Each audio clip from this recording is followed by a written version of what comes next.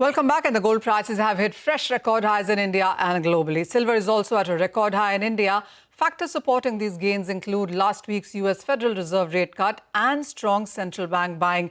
But the big question remains, will these elevated levels or prices dampen demand this festival season?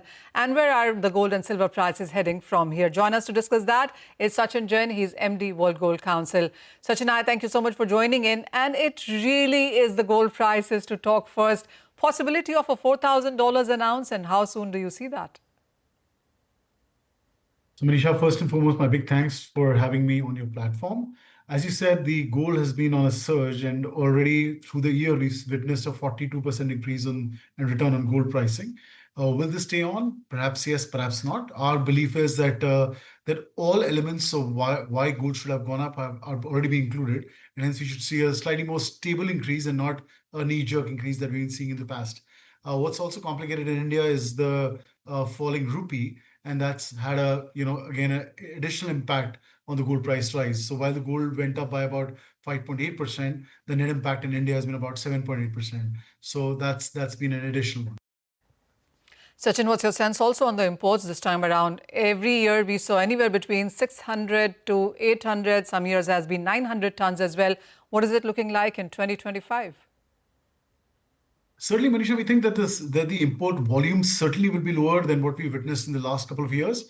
Well, whether it be dramatically low, we don't think so. But I think the real figures will be out with us over the next 3 to 4 weeks. But the range one could perhaps preempt right now would be in the range of 600 to 700 tons. As I said, over the next 2 or 3 weeks, we'll be able to give a more closer indication whether it's going to be more towards the 700 or the middle of 600 to 700. Sachin, with the way the gold prices have been rising, I mean, as you said, 45% of gains in this year. How are you looking at the sense on consumer trends this season? Is it going to be investments in case of gold or anything else? Actually, we've been Manisha, studying the consumer sentiment very closely. And earlier, our researches used to be more periodic in the sense of, every quarter. Now we've gotten more closely with what's happening in gold. And constantly what we've been picking up from the consumer is that the obsession on consuming and owning gold is at an all-time high. We think that's going to get reflected in the coming season. And while the price is going up, there was a whole conversation that affordability and other elements, and hence should we reduce the carriage? And I think consumer has repeatedly sort of confirmed to us in their consumer sentiment reports is that they intend to consume gold for what gold is, and that's the value appreciation. And this is a wealth and asset class. And hence, I think that consumers' footfall out in the market will be strong. Last 2 weeks of the Akshay Patra that we've seen in Shraddh, where the footfalls traditionally have been very low, but in 2025, we've seen last 2 weeks also, there's a lot of buzz being on the floor. And also all is indicating towards a very important, a very productive festival season ahead of us.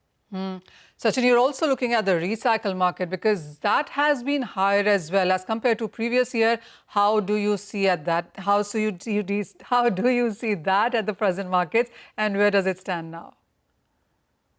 Well, traditionally, over the last couple of years, Manisha, the recycled market and I say recycling where gold converted to gold, tended to be around 25 to 30%. Over the last 6 months, we've seen this almost touching plus or upwards of 40% in the marketplace, where consumers do not want to exit the category or still want to hold on to gold, but they're buying gold to gold, which is a great indication that people want to consume gold with the modern context of gold jewelry, with the modern designs and so on and so forth. And this is a very positive indication with how gold is responding, where consumers want to celebrate the ownership of gold with new modern designs, but don't want to sell it and exit the category. The point is well taken, Sachin Jain. Thank you so much, as always, for joining in. So that's Sachin from World Gold Council telling us that the gold prices are still bullish from here, even as they have gained more than 40% in this year. Interestingly, as he says, India would be importing 600 to 700 tons of gold in 2025. And it is gold for gold. That means 40% of exchange gold is coming back into the markets to be renewed into new jewelry. So that's a trend that we have seen as prices hit all-time highs. But with that, that's a wrap on this special edition of Festive Sentimeter. Thank you for watching.